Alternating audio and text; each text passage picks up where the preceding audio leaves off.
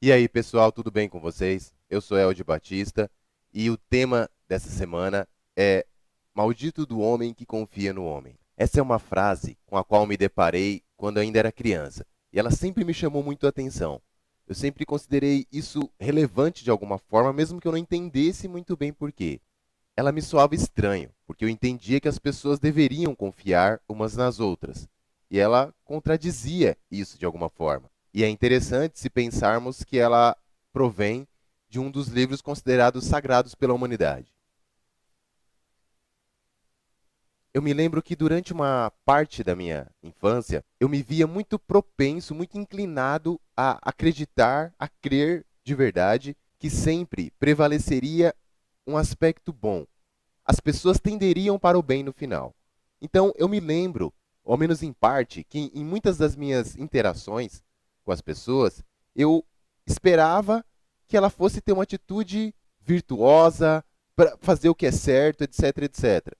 Às vezes isso acontecia, mas muitas vezes isso não acontecia. E isso me gerava uma frustração muito grande, porque eu não entendia. Eu sabia que por mais que uma pessoa estivesse fora do caminho que eu entendia na época como bem, como amor, etc., ela tenderia para isso porque tem lá o amor dentro dela e sempre vai vencer no final, parecido com filmes infantis, onde geralmente isso acontece. E depois de um tempo que eu fui percebendo que isso nem sempre acontecia, eu fui questionando, tentando entender, estudando, e depois de muito tempo eu fui entender melhor essa frase, qual o sentido real dela. É até complicado falar desse assunto pela quantidade, pela enxurrada de exemplos que me vem à mente, mas eu tentarei focar em alguns. Então, o primeiro, uma das grandes obras que eu entendo que trazem uma luz nesse sentido, foi escrita por Nicolau Maquiavel, em 1513, na época da Renascença. É interessante percebermos, não que ele não tenha notoriedade, não seja considerado um dos maiores escritores da literatura, porém eu tenho certeza que ele não é visto assim pela massa, pela grande maioria das pessoas, que o veem como uma alusão a algo negativo. Quando você ouve lá o termo maquiavélico, você pensa o quê? Alguém ardiloso, alguém que está pensando, tramando formas de destruir o outro, de se apoderar de algo, etc. E o que eu entendo que esse cara trouxe em sua obra? Ele pegou a pílula da hipocrisia de que todos os homens são bons, de que as coisas tendem para o melhor, que todas as propostas que os políticos colocam são visando o bem comum, e ele lixou essa pílula, ele tirou a cor dela, ele deixou transparecer um pouquinho mais da essência das coisas, da essência do próprio ser humano, ou do comportamento do ser humano. Uma das coisas que ele diz claramente em sua obra, que os homens tendem mais para os vícios do que para as virtudes. Trazendo isso um pouco mais para a forma com a qual eu costumo abordar no meu trabalho, eu diria que as pessoas, em sua arrasadora maioria, vivem em função do ego. E quando elas vivem em função do ego, é praticamente impossível que elas sejam dignas de confiança total. Por mais que nós queiramos amá-las, que nós esperemos, criemos expectativas a respeito de suas ações, pensamentos e sentimentos, etc. Algumas das obras que me vêm a esse respeito são inúmeras do Stephen King, que ele traz isso de uma forma magistral. Quem porventura assista Walking Dead, tem até um diálogo na sétima temporada em que um personagem fala para o outro que todos são maus, que não importa quem seja a pessoa, na hora do aperto, ela vai preferir a si mesma do que ao outro. E esse diálogo foi bem interessante, porque eles questionaram por um instante o que era ser bom ou se eles poderiam se colocar nessa esfera. Eu considero o Walking Dead bem ilustrativo, porque ele mostra um planeta, ele mostra um mundo sem regra nenhuma, no qual cada um pode ser quem quiser.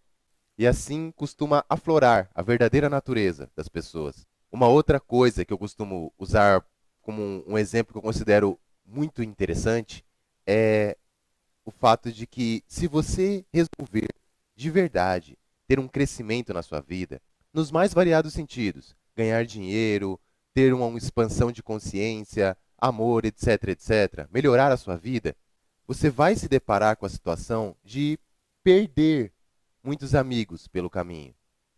O caminho da evolução é um caminho extremamente solitário. Esse é um dos principais motivos porque poucas pessoas, pouquíssimas, resolvem trilhá-lo de verdade.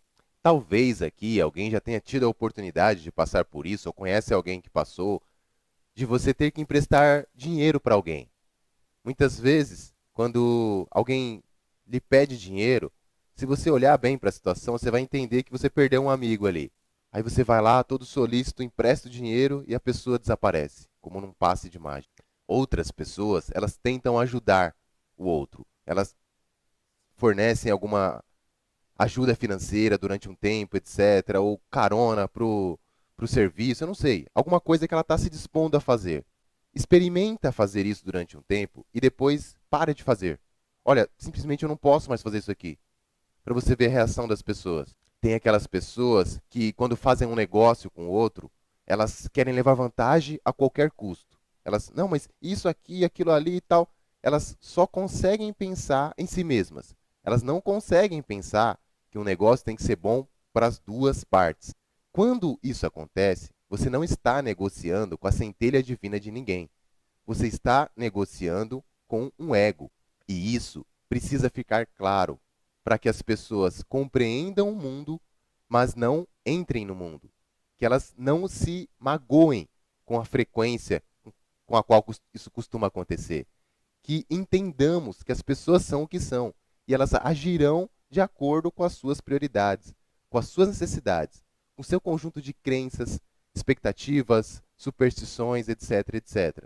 E que todas essas questões são guiadas basicamente pelo ego. Eu gostaria de trazer aqui uma reflexão. Eu costumo pensar para mim o seguinte: se alguma coisa é boa para o meu ego, se ela vai massagear o meu ego, então ela não é boa para mim. Isso não quer dizer que o ego seja meu grande inimigo, como muitas pessoas costumam colocar. Se eu tenho, se eu tenho um time de futebol, eu estou jogando com outro time de futebol, ou se eu sou um jogador de tênis, ou qualquer coisa que você vá, imagina em um esporte, tem lá um adversário. Naquele momento, ele é meu maior adversário. Eu tenho que vencê-lo, porque fazer isso vai me fazer crescer, vai me fazer dar o meu melhor, evolução, etc. Com o seu ego é a mesma coisa. Então, o que é bom para ele não é bom para mim. Poucas pessoas estão realmente dispostas a aceitar esta realidade, de que o que é bom para o ego não é bom para elas. Um último grande exemplo está no filme Matrix, que eu acho que eu até já trouxe aqui num outro vídeo, que é quando o Neo é colocado num programa de computador similar à Matrix, e o rapaz que projeta o programa mostra para ele a garota de vermelho. Ele está andando numa rua e de repente passa uma garota de vermelho linda e ele para e fica olhando para trás. Quando ele olha para frente, tem um agente com uma arma na cabeça dele. E aí o Morpheus, se não me falha a memória, pede para congelar a simulação e ele deixa claro para ele. No filme Matrix, para quem não assistiu ou não conhece, etc., tem três agentes que são a personificação do sistema, que são o mal a ser combatido. E aí, quando ele para, ele fala para ele: todo mundo dentro da Matrix é um agente em potencial. Todo mundo que está dentro do sistema está à mercê de ser influenciado pelo sistema e vai defender esse sistema com unhas e dentes. Pensar sobre isso remete a uma gigantesca desilusão, e eu entendo que realmente, no momento em que a humanidade se encontra, isso é raríssimo. Creio que é isso por hoje, pessoal. Se acharam interessante, se inscrevam no canal, compartilhem com um amigo. Brigadão e até a próxima.